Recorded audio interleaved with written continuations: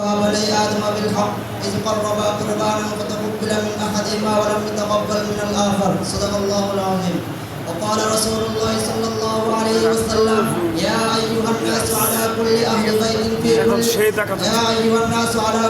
بيت في كل عام أضحية ঐতিহ্যবাহী আল জামিয়াতুল ইসলামিয়া মাজানুল রুকিল গাউঢাকা উপলক্ষে মেশকাত জামাত কর্তৃক আয়োজিত আজকের এই মধ্যকার বক্তৃতা সেমিনারে সম্মানিত সভাপতি ও বিজ্ঞ বিচারক মণ্ডলী ও সুদক্ষ পরিচালক ও আমার সামনে বাংলার দূর দূরান্ত থেকে আগত এলএম পিপাসু ছাত্র বন্ধুরা সকলকে জানাই আন্তরিক অভিনন্দন ও শুভেচ্ছা। আপনারা সকলে অবগত আছেন যে আজকে বক্তৃতার বিষয়বস্তু অনেক নির্ধারণ করা হয়েছে। তার মধ্যে আমি একটি নিয়েছি কুরবানির ইতিহাস ও তাৎপর্য। আল্লাহ চাইতো এর উপর কিঞ্চিত আলোকপাত করার প্রয়াস করব ইনশাআল্লাহ। প্রিয় সুধী, প্রথমেই আমাদেরকে জানতে হবে কুরবানি কাকে বলে। কুরবানি শব্দটি পূর্ববর্তীতে উৎপন্ন, যার অর্থ হলো নৈকট্য লাভ করা, নিকটবর্তী হওয়া। শরীয়তের পরিভাষায় কুরবানি বলা হয় নির্দিষ্ট মাসে, নির্দিষ্ট সময়ে, নির্দিষ্ট দিনে, নির্দিষ্ট জন্তুকে আল্লাহর নৈকট্য লাভের উদ্দেশ্যে জবাই করাকে কুরবানি বলে। প্রিয় উপস্থিতি, কুরবানির প্রথা মানব জাতির আদিপিতা হযরত আদম আলাইহিস সালামের দুই পুত্র হাবিল কাবিলের মাধ্যমে শুরু হয়েছিল। হাবিল কাবিলের কুরবানি মানব ইতিহাসে সর্বপ্রথম কুরবানির সূচনা শুরু হয়ে হযরত ইব্রাহিম আলাইহিস সালাম পর্যন্ত এসে পৌঁছল। হযরত ইব্রাহিম আলাইহিস সালাম তিনি প্রায় জীবনের প্রায় শেষ সময়ে উপনীত হলেন।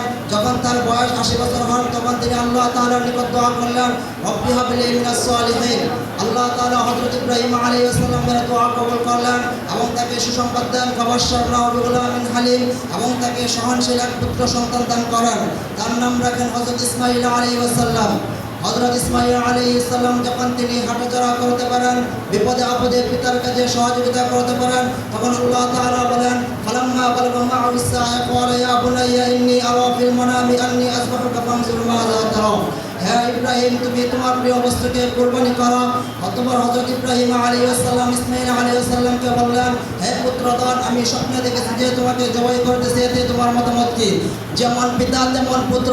হযরত ইসমাঈল আলাইহিস সালাম বলে উঠলেন পিতা, আপনাকে আল্লাহ তাআলা যে নির্দেশ দিয়েছেন তা পালন করুন, ইনশাআল্লাহ আমাকে ধৈর্যশীলদের মাঝে পাবেন। এই নির্দেশ ছিল হযরত ইব্রাহিম আলাইহিস সালামের জন্য এক মহা পরীক্ষা। আল্লাহ তাআলা বলেন ফালাম্মা আসতামাতাল্লাহু লিল জাবিন।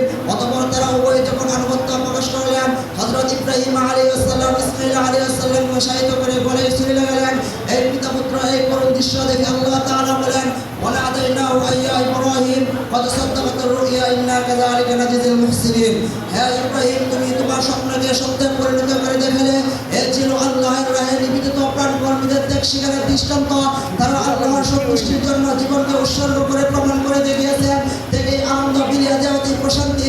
আজকে তাদের এই ত্যাগের আনন্দের কারণে আমাদের এই কুরবানির আনন্দ। মুহতারাম হাজিরিন, সাহাবায়ে কেরাম রাসূল সাল্লাল্লাহু আলাইহি ওয়াসাল্লামকে জিজ্ঞাসা করলেন কুরবানির তাৎপর্য কি? রাসূল সাল্লাল্লাহু আলাইহি ওয়াসাল্লাম বলেন সুন্নাত আবিকুম ইব্রাহিম আলাইহিস সালাম।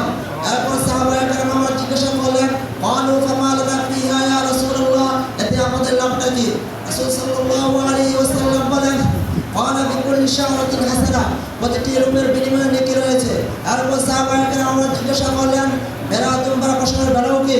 রাসূল সাল্লাল্লাহু আলাইহি ওয়াসাল্লাম বলেন ক্বালা বিকুল্লি শাওরাতিন মিনাস সুবি হাসানুন, এমনকি বকরি প্রতিটি পশমের বিনিময়ে তোমাদেরকে একটি করে নেকি দেওয়া হবে। রাসূল সাল্লাল্লাহু আলাইহি ওয়াসাল্লাম অন্য এক হাদিসে বলেন মান কানা লাহু সাআতান ফালাম ইদহি ফালা ইয়াকুবান্না মুসাল্লানা, যাদের কুরবানি থাকা সত্ত্বেও কুরবানি করে না, সে যেন আমাদের ঈদগাহে না আসে। আল্লাহ তাআলা বলেন লা ইয়ানালুল্লাহু লুহুমুহা ওয়ালা দিমাউহা ওয়ালাকিন ইয়ানালুহু তাকওয়া মিনকুম। আল্লাহ তাআলা বান্দার কুরবানি গোশত রক্ত কিছুই দেখে না। আল্লাহ তাআলা দেখেন বান্দার মনের তাকওয়া কতটুকু। প্রিয় বন্ধুগণ, আজ বড় দুঃখ ও আফসোসের সাথে বলতে হয় এই কুরবানির উপর ওই সকল কুলাঙ্গার নাস্তিক বেঈমানদের পক্ষ থেকে অনেক অভিযোগ শোনা যায়, যা শুধু মূলত কুরবানির উপর নয়, বরং তারা আল্লাহর বিধানের উপর নাফরমানি করে। তারা বলে এই কুরবানির প্রতীক পশু হলো কেন? আমি তাদের জবাবে বলবো যে আল্লাহ তাআলা বলেন ফাআলুল লিমা ইউরিদ, তিনি যা ইচ্ছা তাই করেন। অন্য এক আয়াতে বলেন লা ইয়াসআলু আম্মা ইয়াফআলু ওয়া হুম ইয়াসআলুন, তিনি যে বিষয় করেন সেই বিষয়ের উপর কারো জিজ্ঞাসা করার কোনো ক্ষমতা নাই। আর মানুষ যে বিষয় করে সেই বিষয়ের উপর সে নিজে জিজ্ঞাসিত হতে হবে। তাছাড়া যদি আল্লাহ তাআলার নিকট প্রিয় বস্তু হিসেবে সন্তানকে কুরবানি করতে হুকুম করতেন, তাহলে মানুষ বাধ্য থাকতো সন্তানকে কুরবানি করত। তারা বলে এই